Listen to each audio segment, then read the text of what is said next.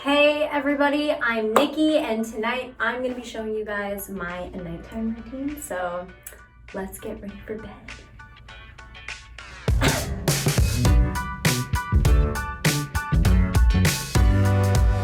So I do this routine pretty much religiously, like every single night before I go to bed, because I have really dry skin and I have eczema, and so there is nothing I hate more than waking up to like a dry, cracked face. So I do this mainly, the purpose is to moisturize and to hydrate before I go to bed, so that when I wake up, it's all plump and supple, and it's super simple. It's 6 products in total, and yeah.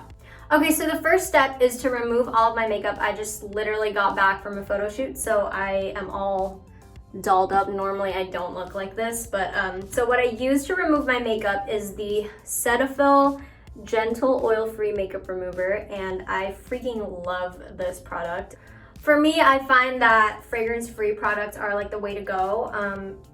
I saw a dermatologist when I was like 12 years old and had really bad eczema, who pretty much gave me that life-changing advice and was like, hey, you need to stop using fragrance products because those can really irritate your skin.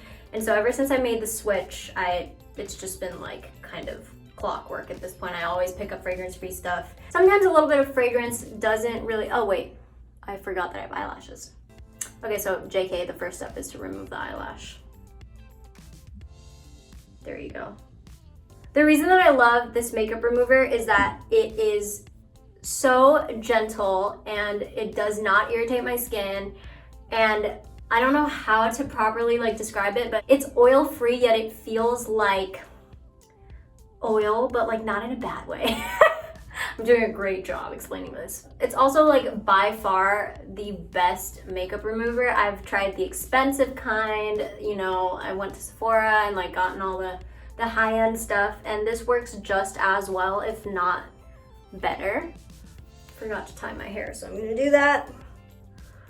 So the next step that I do before I do anything else is brush my teeth. It's pretty standard. I do it before I cleanse because I find that, you know, just all of the water and like sometimes toothpaste gets on your lips and it dries it out. So again, the goal is to hydrate. So I do all that drying stuff first and then I go in and do the cleanser. So anyways.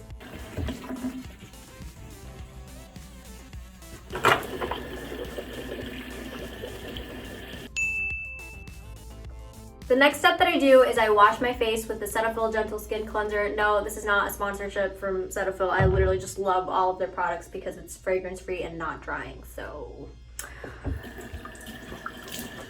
What I love about this product is that it does not foam at all, as you can see. I find that any foaming cleanser that I've ever used before, no matter what, it just kind of dries my skin.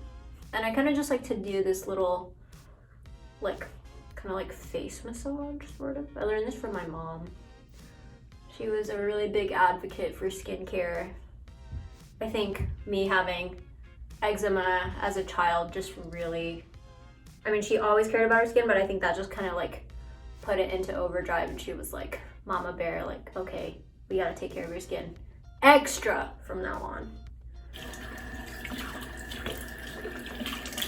The next step that I do is I use the Drunk Elephant C-TANGO Multivitamin Eye Cream.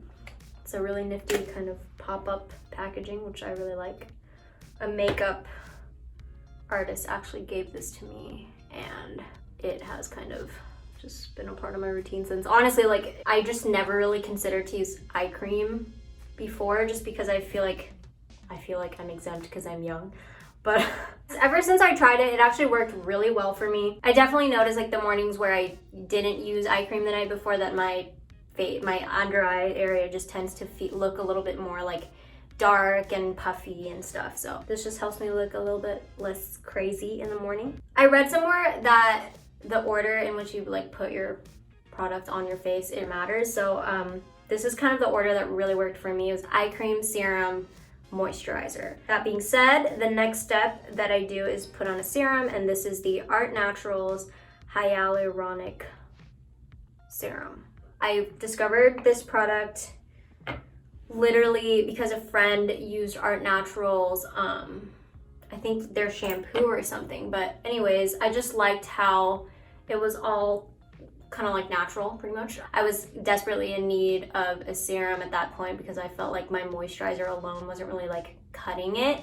And so I found this on their website and I was like, okay, this is exactly what I need. I need more hydration and like moisture and stuff. And so I just went out on a limb and like got it. And then now it's like a holy grail product for me.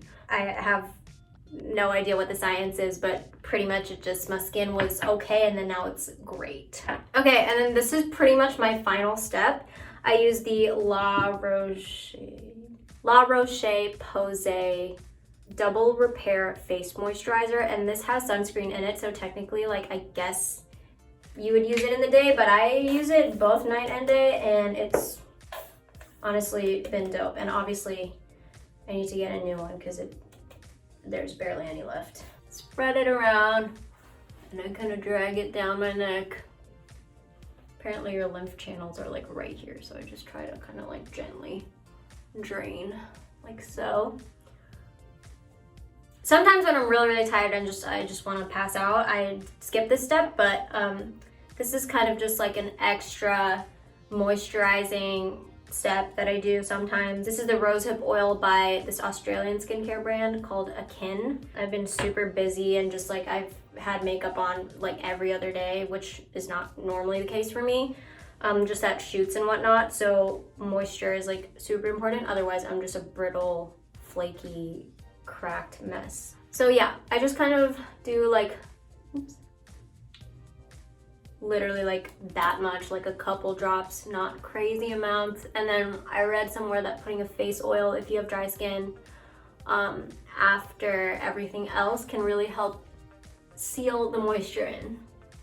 I know this looks pretty oily, but it honestly like does not feel insanely greasy.